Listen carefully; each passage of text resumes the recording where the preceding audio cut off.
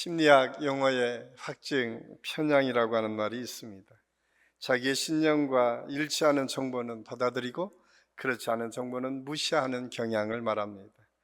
영국의 인지 심리학자 피터 웨이슨이 1960년대에 이미 우리 삶에 우리가 어떤 편향성이 있는지를 가르쳐 말한 이야기가 사실은 이 확증 편향이라고 하는 말을 통해서 우리는 듣고 싶은 것, 보고 싶은 것, 내가 하고 싶은 것만을 생각하는 경우가 있음을 알 수가 있습니다. 이런 확증 편향에 빠지면 자신의 의견을 뒷받침하는 정보가 더 많이 수집되어지고 어떤 정보를 해석할 때도 자기중심적으로 해석할 뿐만 아니라 다른 것들은 그냥 무시하고 지나는 경우가 종종 나타난다라고 이야기를 합니다. 사실 이러한 모습들은 우리 일상에서 언제나 우리가 경험합니다. 최근 우리나라 정치 상황을 보면 더 그런 것 같습니다. 그런데 이러한 현상은 믿음에도 나타납니다. 특별히 오래 신앙생활을 했거나 아니면 앞에서 뭔가 열심을 가지고 일하는 사람들 중에 어쩌면 열심히 기도하고 말씀을 많이 안다고 하는 사람들 중에 그런 모습들이 나타나고 있음을 알 수가 있습니다. 일제강점기 성서조선이라고 하는 신앙 잡지를 만들어서 우리나라 많은 국민들에게 민족을 사랑하는 방법을 고양시켜 가고 또 하나님의 말씀을 통해서 우리의 실생활 속에 어떻게 신앙생활하는 것이 중요한지를 가르쳐주는 잡지 중에 하나가 이 성서조선입니다. 이 잡지를 창간한 분이 김교신 선생인데 그 김교신 선생의 일화가 하나 있습니다. 어느 날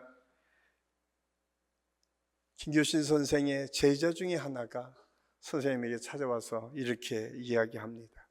내가 폐병에 걸렸습니다. 지금 우리에게는 폐결핵이죠. 그런데 의사가 좀 쉬면서 요양하라고 합니다. 그러면서 그가 이렇게 고백합니다.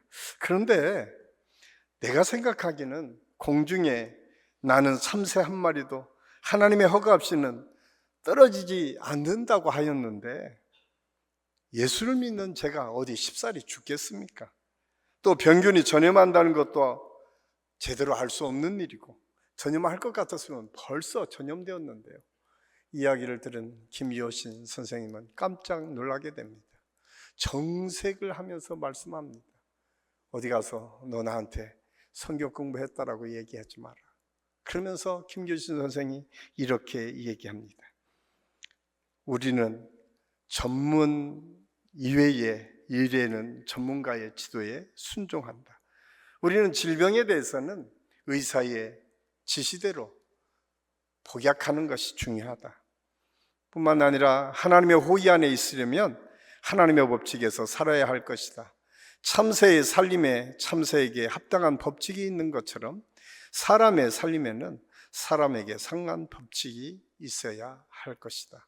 다시 말해서 하나님의 말씀을 자신의 입맛대로 받아들이면 안 된다는 사실을 말씀하고 있어요. 하나님의 뜻이 무엇인지 제대로 이해하고 받아들이는 것이 얼마나 중요한지를 우리에게 말씀해 주고 있습니다.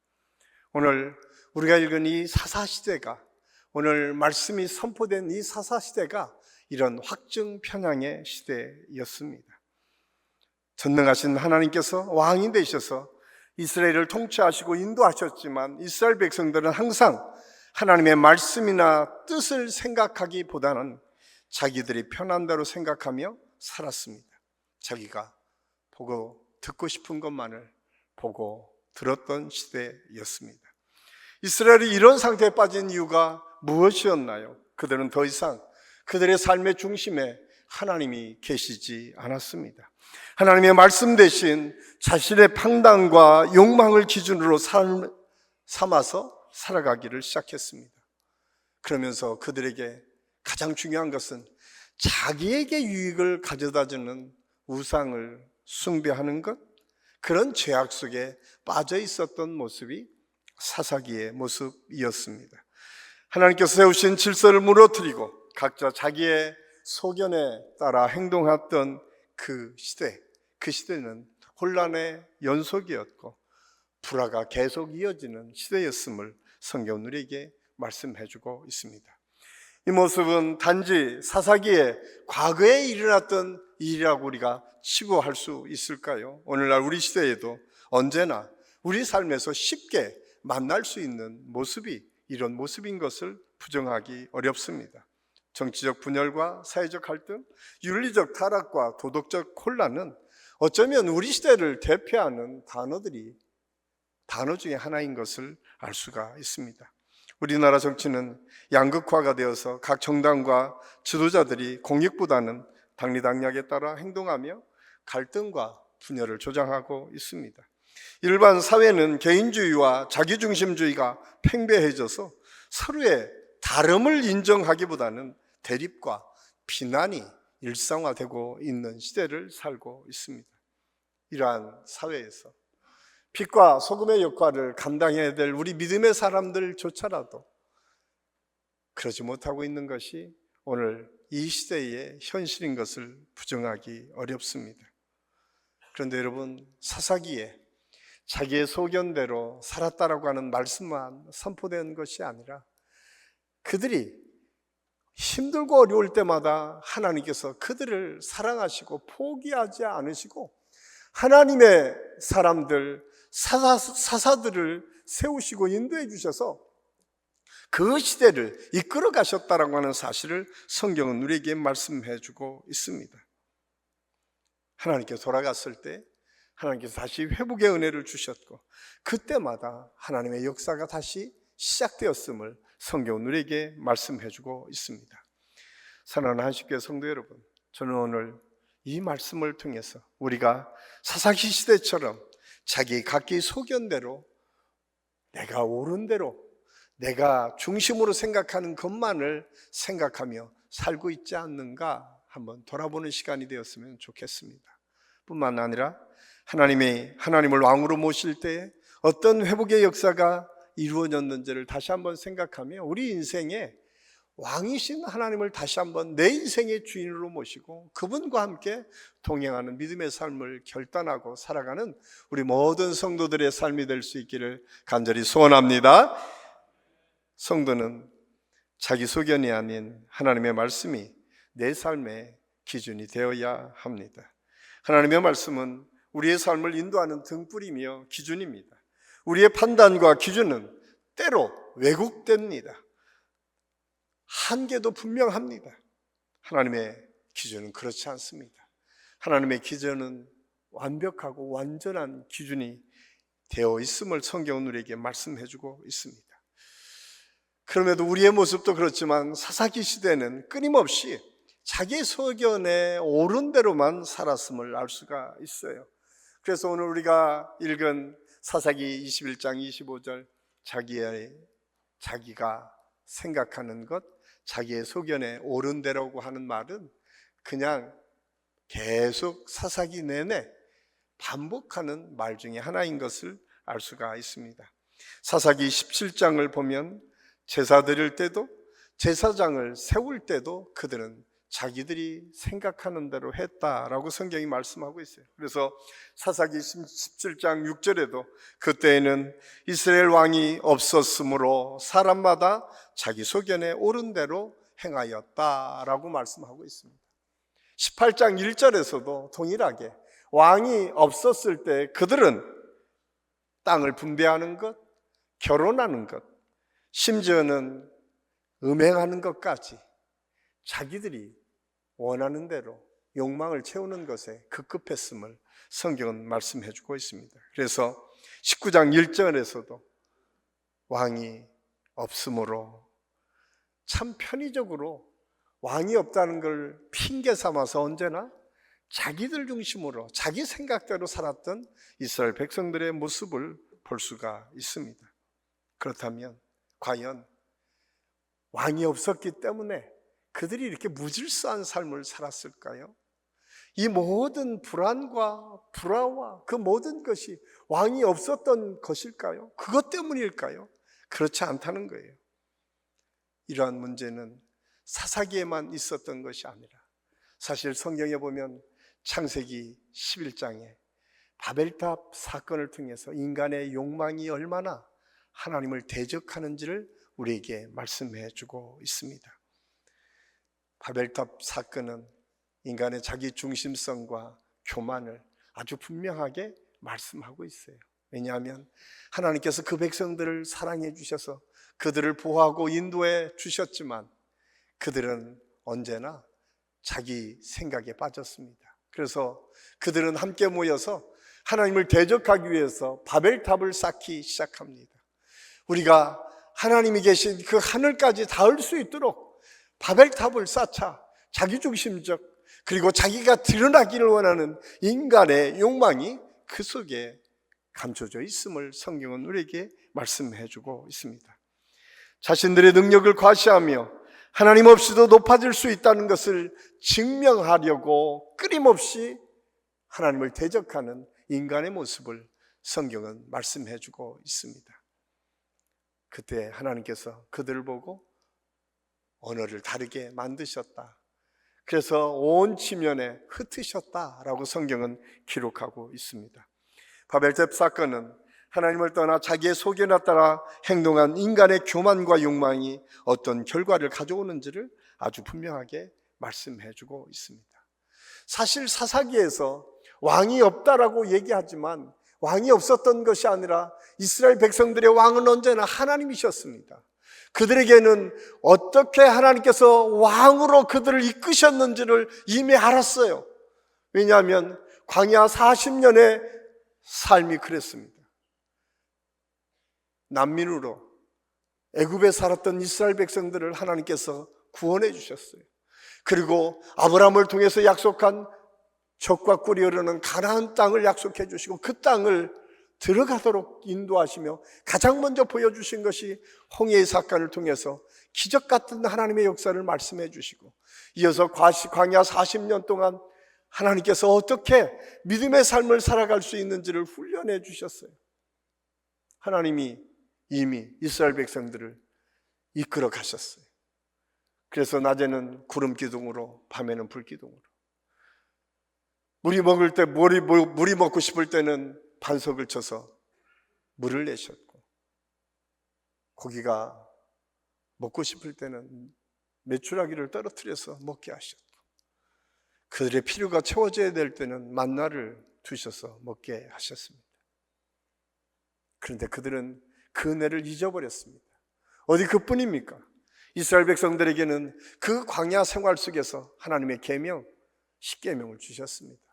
하나님의 말씀을 주셨습니다. 너희가 그 말씀대로 살면 하나님이 복 주시고 은혜 주시겠다라고 하는 약속과 함께 말씀을 주셨습니다. 그런데 이스라엘 백성들은 그 가나안 땅에 살면서 하나님을 잊어버렸어요. 그 가나안 땅에 축복의 선물을 받아서 난민으로 살았던 것이 아니라 땅과 모든 것을 얻은 축복의 삶을 누리고 있었지만 그들은 까마득하게 하나님을 잊고 살았습니다. 그 결과는 혼란이고 어려움이었습니다. 계속되는 죄악된 모습이었음을 알 수가 있습니다. 그런데 오늘 이러한 모습은 비단 과거에 3000년 전에 사사시대만 그랬던 것이 아니라 오늘날 우리 안에서도 언제나 쉽게 만날 수 있는 것임을 알 수가 있습니다. 오늘날 얼마나 우리는 각자의 바벨탑을 쌓기를 노력하고 애쓰십니까? 이 세상은 끊임없이 높이 올라가는 사람이 인정받고 사랑받는 것만을 주장하며 살아가는 시대를 살고 있습니다. 소셜미디어, 매스미디어의 발달은 자기의 의견, 100사람이면 100사람의 다 다른 의견을 나타낼 수 있도록 하고 있지만 익명석이라고 하는 보장 앞에서 얼마나 숨어서 다른 사람을 비난하고 비판하는 것을 일상적으로 하고 있는 시대를 우리가 살고 있습니까? 그런 시대 속에 우리 믿음의 사람들은 어떻게 살아야 될까? 우리 자신의 판단과 욕망을 절대시하면서 살아가는 그래서 하나님 없이도 살 수 있을 것처럼 생각하는 이 시대에 우리 믿음의 사람은 어떻게 살아야 될까요? 그런데 여러분, 이런 시대 속에서도 여전히 하나님은 살아 계십니다. 하나님이 살아 계실 뿐만 아니라 하나님께서 이 역사를 주관하고 이끌어 가십니다. 그리고 하나님께서 주신 그 말씀이 우리의 삶의 기준이 될 때 우리는 이 땅에서 성공적인 인생을 살 수가 있습니다. 그래서 하나님의 말씀은 변치 않는 절대적인 진리와 가치를 우리에게 가르쳐주고 있습니다. 이를 통해서 우리 믿음의 성도들이 그 기준으로 우리의 삶의 목표를 세울 수 있습니다. 그 기준으로 기준 삼아 우리의 삶을 살아갈 수 있습니다. 저는 우리 안식교 모든 성도들이 오늘 이 말씀을 통해서 다시 한번 내 삶의 기준, 여러분들이 2025년에 여러분의 인생의 목표를 어떻게 세웠는지, 그것이 하나님의 뜻 가운데 세운 것인지 아니면 우리의 욕망과 우리의 필요만을 위해서 세운 것인지를 다시 한번 돌아보고 하나님의 말씀에 우리의 기준을 삼을 수 있는 은혜가 있기를 간절히 소원합니다. 왜냐하면 그것이 축복이고 은혜이기 때문에 그렇습니다. 우리가 잘 아는 다니엘이 그런 삶을 살았습니다. 다니엘은 참 어려운 시대에 살았습니다.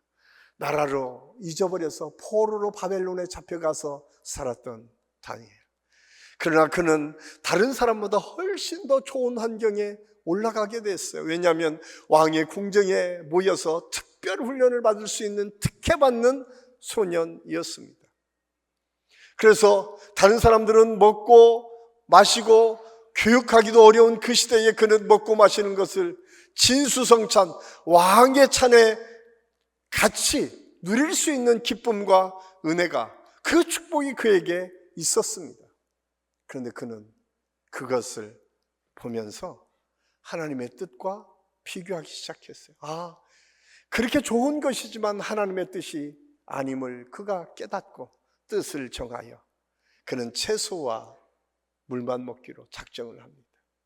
그리고 하나님께서 주실 그 말씀을 따라 살 거를 결단합니다.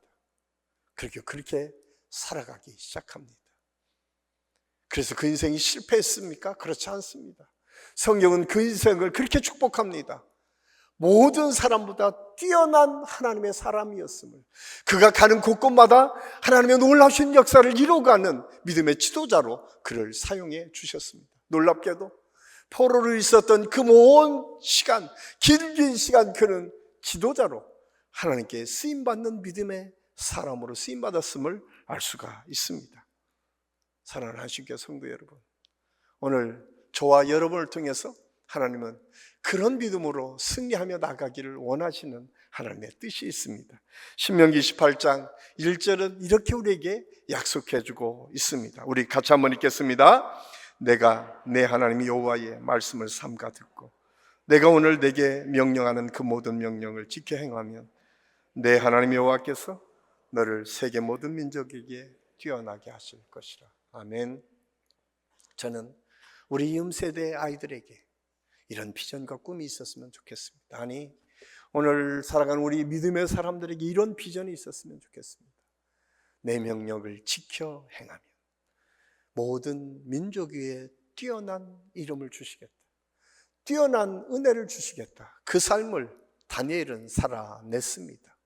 저는 우리 안식교 모든 성도들이 2025년 다시 한번 뜻을 정할 때에 하나님의 뜻과 견주어서 그 말씀 앞에서 뜻을 세우고 목표를 세워서 그런 하나님의 은혜와 축복을 누릴 수 있기를 예수님의 이름으로 간절히 축원합니다. 두 번째로, 성도의 삶이 변화되기 위해서는 반드시 회개가 필요합니다. 우리의 삶의 진정한 변화가 일어나기 위해서 가장 먼저 필요한 것은 무엇일까요? 그것은 회개입니다. 회개는 단순히 잘못을 인정하는 것을 넘어서 마음의 삶의 방향을 하나님께로 돌이키는 것을 말합니다. 회개를 통해 우리는 죄의 근원이신 근원의 문제들을 하나하나 해결할 수 있고 새로운 삶으로 나아갈 수 있습니다. 사실 우리가 잘 느끼지 못해서 그렇지 이 죄악된 세상에서 우리는 매일매일 죄 속에 살 수밖에 없는 연약한 존재입니다. 사실 창세기 3장에 아담과 하와가 처음 죄가 들어올 때 하나님을 거역하면서 죄가 들어오기 시작합니다. 그런데 놀랍게도 죄의 결과는 여러분 에덴에서 쫓겨나는 것이었어요. 죄의 결과는 끊임없이 엉겅퀴가 있는 그 삶, 내가 노력하고 애쓰지 않으면 살기 어려운 시대를 살 수밖에 없는 존재로 바뀌었습니다. 그리고 마침내는 죽음으로 끝이 나는 인생이 되었음을 성경은 말씀해 주고 있습니다. 그런 놀라운 죄가 우리를 끊임없이 이끌어가고 우리를 옥죄이는 이 현실 속에서 우리는 무감각해져서 그 죄가 죄인지 모르고 살아갈 때가 얼마나 많이 있는지 모릅니다. 오늘 사사시대가 그랬던 것처럼 우리의 삶의 현장에서도 그런 모습이 나타납니다. 우리가 읽은 말씀이 사사기 21장인데 그 바로 두 장을 앞서서 보면 17장에서부터 그 시대에 얼마나 큰 어려움들이 있었는지를 소개하고 있는데, 하나님께서 12지파를 통해서 이스라엘이라고 하는 공동체를 세워주셨지만 그 지파들은 언제나 갈등이 있었어요. 그런데 갈등이 있을 때 그 갈등을 어떻게 해소했는지를 보면 하나님의 뜻과 하나님의 뜻이 아닌 것이 아주 분명하게 드러나고 있음을 알 수가 있습니다. 사실 17장에 보면 가장 먼저 나오는 것은 지파들과의 싸움을 통해서 베냐민 지파를 공격하는 모습들이 나옵니다. 그 이유는 자기의 욕망, 자기들의 필요를 좀 더 채우기 위해서 그 근거가 되었음을 알 수가 있어요. 심지어는 하나님께서 구별한 족속이라고 했던 레위족이 하나님을 온전히 섬기는 것보다 음행했다라고 성경이 표현하고 있어요. 그러니까 지금 우리에게는 타락하던 목회자들, 교회에서 열심히 섬기는 사람들이 타락됐다는 거예요. 그런데 그 타락한 것을 감추기 위해서 그 첩이 죽었는데 얼마나 무지몽매하게 했는지 그 사람을 12갈래를 갈아서 12지파에 보냅니다. 문제의 해결이라고 너희들 각성하라고 이야기하는 것이 겨우 그 정도예요. 그런데 저는 이 모습을 보면서 오늘 현대사회에 우리의 모습이 그대로 드러나고 있지 않은가.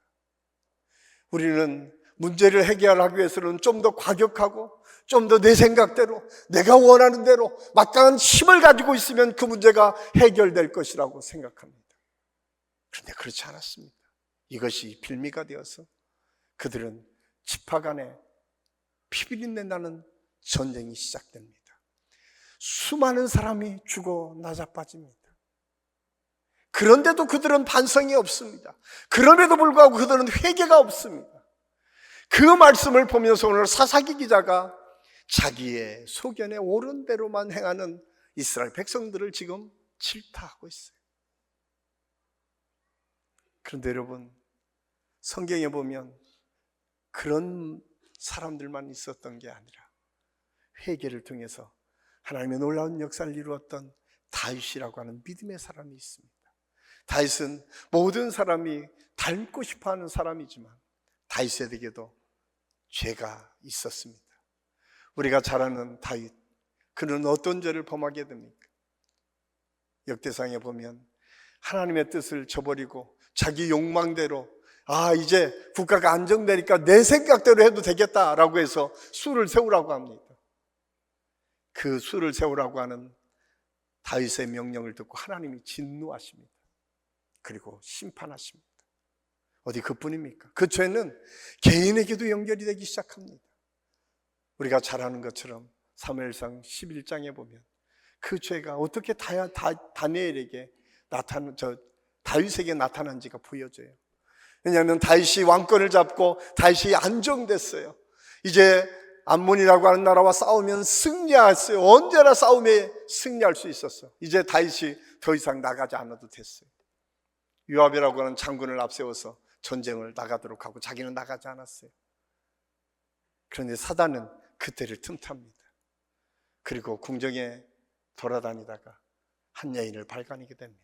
그 여인이 밧세바, 우리아의 아내입니다. 그리고 범하게 되죠. 그런데 놀랍게도 죄는 또 죄를 불러옵니다. 그 죄를 갚기 위해서 그렇게 자기에게 충성했던 우리아를 전쟁에 나가 죽게 만듭니다. 이것이 인간의 죄의 결과예요. 죄의 결론은 그걸 통해서 해결될 수 있는 것처럼 보지만 더 큰 죄악이 끊임없이 우리를 유혹하고 이끌어간다는 사실을 꼭 기억하십시오. 그런데 다윗은 놀랍게도 그렇게 막강한 권력과 힘을 가진 그때에 시골에 죽음한 나단 선지자가 그에게 찾아와서 당신이 죄인입니다 라고 공격했을 때 그는 겸허하게 자기를 돌아봅니다. 이것이 다윗이 하나님 마음에 합한 사람이라고 인정받을 만한 믿음의 모습인 것을 알 수가 있어요. 많은 사람이 다윗이 대단한 왕이기 때문에, 대단하게 능력이 있었던 사람이기 때문에 하나님의 마음에 합한 사람이 아니라 죄가 있을 때에 그 죄를 인정하고 하나님 앞에 순종하며 나아갔기 때문에 그가 하나님 앞에 합한 사람이 되었음을 우리가 잊어서는 안 됩니다. 충분히 나단 선지자를 죽이고 그 모든 것을 덮을 수 있는 힘과 능력이 그에게 있었지만 그는 하나님 앞에 회개를 시작합니다. 그리고 시편 51편에 구구절절 하나님 앞에 얼마나 자기의 죄가 큰지를 이렇게 고백하고 있습니다. 우리 같이 한번 읽겠습니다. 시편 51편 1절 2절입니다. 하나님이여 주의 인자를 따라 내게 은혜를 베푸시며 주의 많은 긍휼을 따라 내 죄악을 지워 주소서. 나의 죄악을 맑게 씻으시며 나의 죄를 깨끗이 제하소서. 다윗은 자기 죄를 하나님 앞에 자복합니다. 자복하고 자기를 깨끗이 씻어달라고 하나님께 기도합니다. 성경에 보면 금식하며 기도했다고 말씀합니다. 자기의 죄가 얼마나 두렵고 무서운 일인지 자기의 온 몸을 바닥에 깔면서 하나님 앞에 사죄하기를 시작했습니다. 그것이 다윗의 위대함임을 우리는 알아야 됩니다. 그러면서 그가 이런 고백을 합니다. 정한 마음을 창조하시고 내 안에 정직한 영을 새롭게 하소서. 그렇습니다. 회개는 그냥 회개로 끝나는 것이 아니에요. 내 마음에 하나님의 영이, 내 마음에 하나님의 말씀이, 내 마음에 하나님의 뜻이 채워지기를 소원하고 고백하는 것에 있음을 알 수가 있습니다. 영성학자인 리처드 포스터는 이렇게 얘기합니다. 회개는 단지 죄에서 돌아서는 것이 아니라 하나님의 은혜로 나아가는 과정이다. 그냥 돌이키기만 하면, 잘못하면 일곱 귀신이 다시 들어와서 우리를 더 힘들게 해요. 중요한 것은 하나님의 말씀으로, 하나님의 은혜로 채워져야 됩니다. 그럴 때 하나님께서 우리를 바꾸어 가시고 그런 하나님의 은혜와 축복을 누리게 우리를 이끌어 간다는 사실을 우리가 알아야 됩니다. 사랑하는 한식교회 성도 여러분, 여러분은 어떤 믿음으로 지금까지 살아오셨습니까? 여러분, 죄를 가볍게 여기지 마십시오. 죄는 또 다른 죄는 또 다른 더 큰 어려움들을 우리에게 가져오게 되어 있습니다. 죄는 그래서 사도 바울은 악은 모양이라도 버리라고 말씀합니다. 그 흉내도 내지 말라고 말씀하고 있어요. 저는 우리 한식교회 모든 성도들이 2025년 어떤 상황에서든 내가 하나님 앞에 서고 내 죄가 부여지면 철저하게 회개하고 돌이켜서 하나님의 뜻으로 다시 한번 우리의 삶을 조정해가는, 그래서 여러분, 우리가 사역하는 사람들이 영적 사역을 늘 하는 이유가 늘 가다가도 다시 돌아서서 여기가 방향이 맞는지, 이것이 정말 하나님의 뜻인지를 살펴보는 것이 중요했던 것처럼 저는 우리 한식교회 모든 성도들이 2025년을 그런 믿음으로 걸어가고 살아갈 수 있기를 예수님의 이름으로 간절히 축원합니다. 마지막으로 성도는 하나님의 주권을 인정해야 합니다. 믿는 사람에게 가장 큰 축복과 은혜는 하나님과 동행하는 삶입니다. 그러기 위해서 우리 삶에서 가장 중요한 믿음의 고백 중 하나는 하나님의 주권을 인정하며 사는 거예요. 하나님께서 우리의 모든 선택을, 우리의 모든 무언가를 결정할 때마다 우리에게 다시 한번 우리의 주권이 하나님께 있음을 꼭 기억하십시오. 그래서 지금까지 우리의 인생에 운전대를 내가 잡고 뭔가를 이끌어가기보다는 이제 하나님께 맡기고 하나님께서 인도하시는 대로 순종함으로 나아가는 저와 여러분이 될 수 있기를 간절히 소원합니다. 이 믿음으로 살았던 사람이 아브라함이 있습니다. 그는 히브리서 기자를 통해서 말씀하기를 갈 바를 알지 못하는 사람이었다. 그런데 하나님께서 그를 찾아오셨어요. 그리고 부르시고 하나님께서 지시한 땅으로 가라고 말씀합니다. 참 쉽지 않은 결정이었을 것입니다. 우리가 성경의 역사적 환경들을 살펴보면 역사적 자료에 그가 살았던 갈대아 우르 지역은 가나안보다 훨씬 더 잘 사는 나라에 있어요. 훨씬 더 좋은 환경이 있었던 곳이었습니다. 그런데 미지의 세계, 자기가 경험하지도 않는 가나안은 하나님의 말씀은 젖과 꿀이 흐른다고 했지만 아브라함은 도대체 거기가 어딘지도 몰랐어요. 그런데 아브라함은 성경에 보니까 믿음으로 그 걸음을 옮겼다라고 성경이 고백하고 있어요. 그런데 그 믿음으로 걸었던 아브라함을 하나님께서 위대한 믿음의 조상으로 세워주셨어요. 그런데 그는 믿음으로 걸어가면서 그냥 믿음으로 그냥 가기만 했던 것이 아니에요. 우리가 창세기 12장 9절, 7절, 8절 말씀에 보면 그렇게 기록하고 있어요. 아브라함이 가는 곳마다 제단을 쌓고 여호와의 이름을 불렀더라.